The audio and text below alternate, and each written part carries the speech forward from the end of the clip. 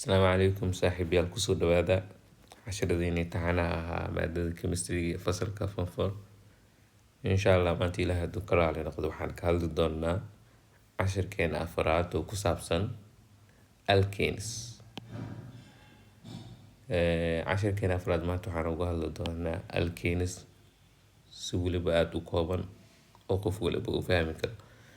أوكي بحال لها alkanes اوكي horta alkanes waxaa kaloo la micnaha magacaan way leeyihiin waxaa la dhahaa bravinism waa la dhahaa markaan qeexno alkanes are saturated hydrocarbons alkanes waa saturated hydrocarbons ka hor usoo sheegnay marka laga fiirinayo bondiga marka laga fiirinayo hydrocarbons bondiga laga fiirinayo waxaa loo kala saarayay saturated hydrocarbons and unsaturated hydrocarbons marka alkanes are saturated hydrocarbon waaye containing only kaliya waxayna ka kooban yihiin carbon single bond ay ka kooban yihiin carbon single bond ashaan waxaa ka wadaa carbon oo waxay ka samaysan yihiin oo ah single bond ay ka samaysan yihiin for example maxaa ka mid ah marka oo tusaale usoo qaadan karnaa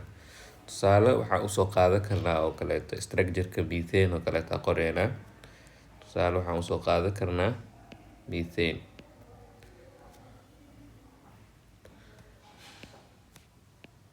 waxaan ku xireynaa afar dabar uu leeyahay afarta dabarna waxaan ku xireynaa hydrogen markaas waxaa ka mid ah tusaaleaan dhihi karnaa structure-kan oo ah methane tusaale usoo qaadan karnaa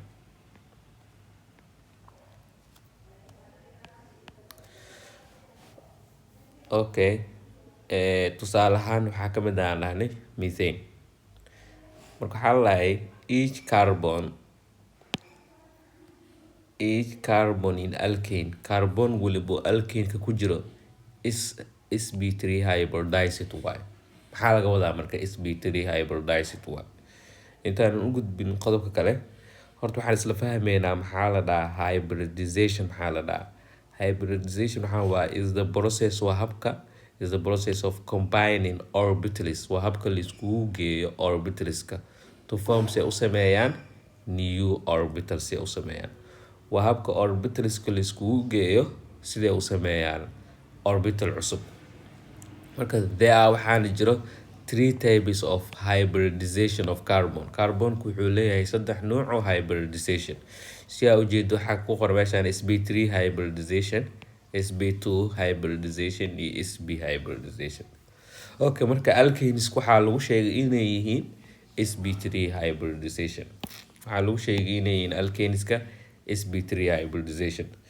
taas micnaheedu maxaa waa marka waxaa laga wadaa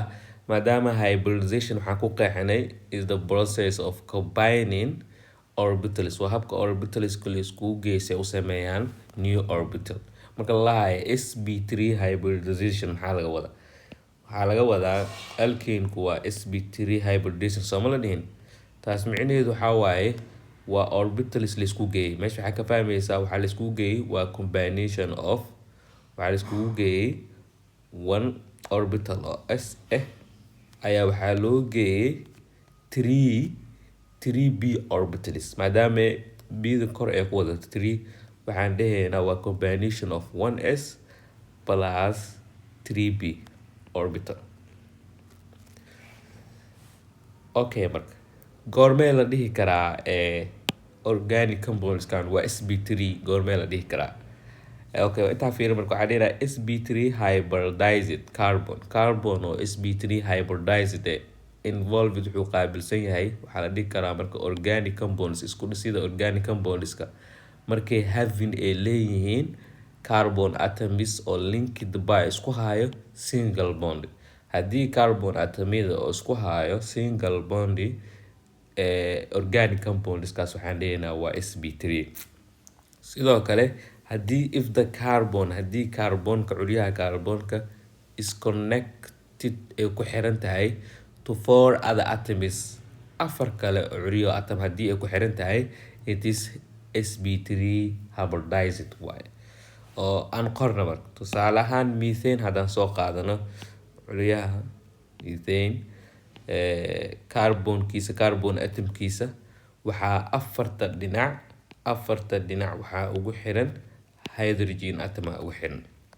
inta waxaa ugu xiran hydrogen inta waxaa ugu xiran hydrogen sidoo kale intan hydrogen intan waxaa ku xiran hydrogen maadaama curyaha carbon afartiisa dhinac waxaa ku xiran soo mujid waxaa la if the carbon is connected to four other atoms maxaan dhehaynaa sp3 afarta curya waa haynaa qodobka kaloo muhiimka waxaa waaye organic compoundskan afarta curyi kale ee ku xiran waa inay kula xirnaadaan single bond si dabarka aa ugu jeedo meesha dabarada oo carbon iyo hydrogen isku haystaan waa single bond kana sidoo kale waa single bond maadaama single bond uu yahay qodobkii labaadna uu waafaqaya waxaan leeyahay sp3 hybridization inaan isla fahamna umaleynaya sp3 hybridization waxaa laga wada hybridization waa process oo la iskugu geeyo orbitalska si ay u sameeyaan new orbital okay qaybtaas inaan isla fahamnaa rajeynaya halkaasaan ugu baxeynaa sp3 waxaa laga wada hybridization waxaa la dhahay the geometric structure of alkaneka structurekooda geometric ahaa marka la fiiriyo tetrahedron waay waa 3 gees waay with bond angle oo waxayna leeyihiin 109.5 okay mar labaadaan qoreena okay waxayna leeyihiin bond angle oo waxay leeyihiin 109.5 marka la hayo 3 gees waaye sidaa ujeedid haddii aan ku sawirno iyaga waa 3 gees camal waaye qaabkaasaan qoreynaa okay waxayna leeyihiin bond angle oo waxay leeyihiin 109.5 bond angle-kana halkaan camal aan ku muujinaynaa bond angle-kana qaybtaan camal aan ku muujinaynaa oo waxay leeyihiin aan dhehnaa 109.5 structurekooda marka la fiiriyana tetrahedron wuxuu eg yaallaa qaab oo tetrahedron oo 3 gees camal ayuu u egyahay okay qaybtaasna waan fahamnay geometric structurekooda inuu yahay qaab tetrahedron bond angle ay leeyihiin 109.5 waxaa u gudbaynaa qaybtan kale okay the general formula of alkane is waxaa waaye c sub n h sub 2n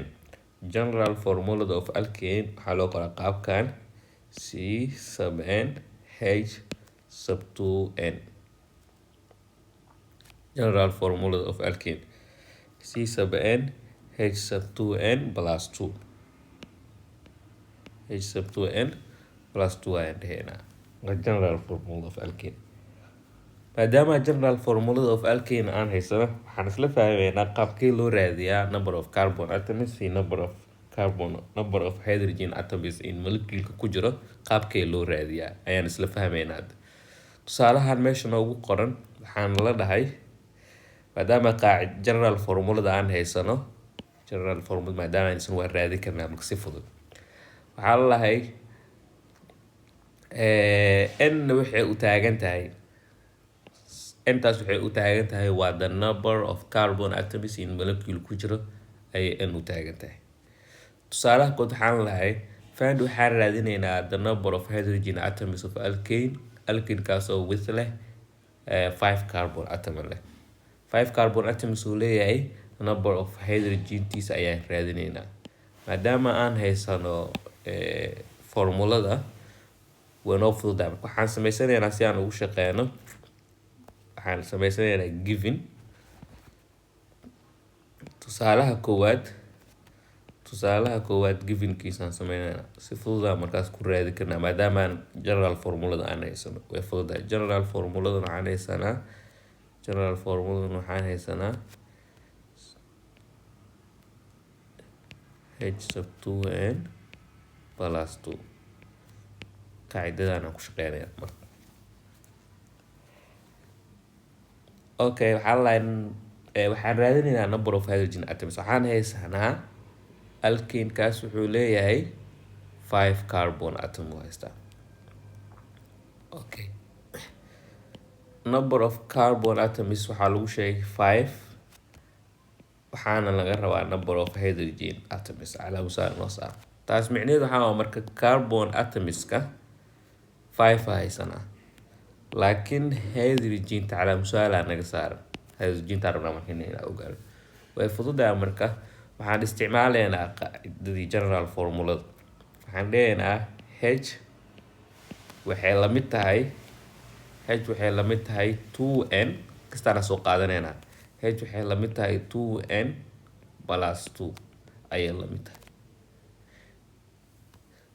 Okay, hydrogen waxay la mid tahay dheena 2 noo soo qaad. Meeshii maanta n ahayn waxaan ku bedelinaynaa 5 maadaama 5 haysano. Waxaan ugu bedelaysaa 5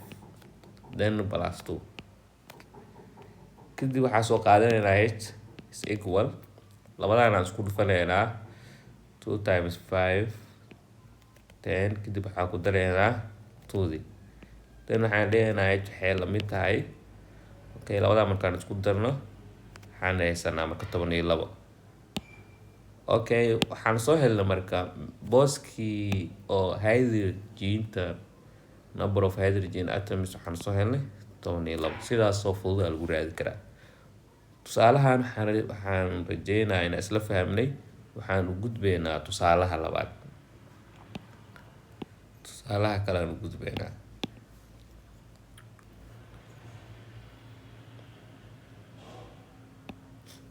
Okay, tusaalaha labaad isla aqrin waxaa la find waxaa raadaysaa the number of carbon atoms, tirada carbon atoms of alkane with leh 10 hydrogen atom. Markaan waxaan loola diray the number of carbon atoms. Okay, isla given-kii aan samaysanayna tusaalaha labaad given-kiisa sameynayna si noogu fududaato. Okay, waxaan loola diray maanta waxaana la siiyey number of hydrogen atoms. Number of hydrogen atoms kana la siiyey waa imisa 10 haysanaa. Number of carbon atoms maanta calaamusaar saaran oo taas micnaheedu yahay maanta number of carbon atoms calaamusaar saaran hydrogen tan waxaan haysanaa 10. isla qaacidadii aan isticmaalaynaa. Okay,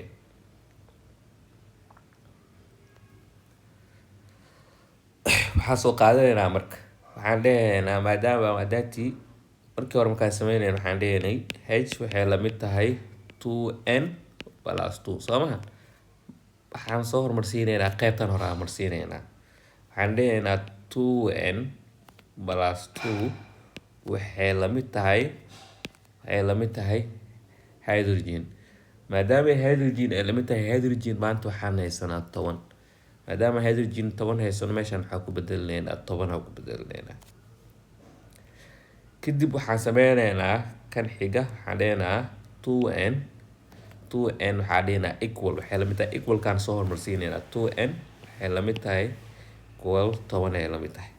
waxaan wareejinaynaa marka plus 2 gaan dhankaana u wareejinaynaa plus 2 marka intuu soo wareegto wuxuu isku bedelayaa calaamadu way isbedelaya waxay isku bedelayaan -2. waxaan leenahay kadib equal 2n equal waxay la mid tahay 10 waxaan ka jaraynaa 2 waxaana soo bixaysa 8. si aan n u helno way fududahay marka meel waliba waxaan u qaybinaynaa 2 intan waxaan u qaybinaynaa 2. Okay, labadaan isla bixi waxaan soo bixi meeshaan n waxay la mid tahay marka 4. Okay, easily way fududahay marka number of hydrogen number of carbon atoms and number of carbon atoms waxaan soo helnay 4 soo helnay. marka qaabkaas fudud lagu raadin karaa. haddaa haysatid general formulada number of carbon atoms iyo number of hydrogen atoms si fudud ku raadin kartaa. maanta cashirkeena halkaan ayaan ku ekeyn doonaa insha Allah. intaan cashirka xiga aan ku kulmi doono saaxiibayaal waxaan idin ka codsanaynaa inaad channelka subscribe like share noo saartaan. taasina waxay noo tahay dhiirigelin. Assalaamu calaykum waraxmatullaahi wabarakaatuh.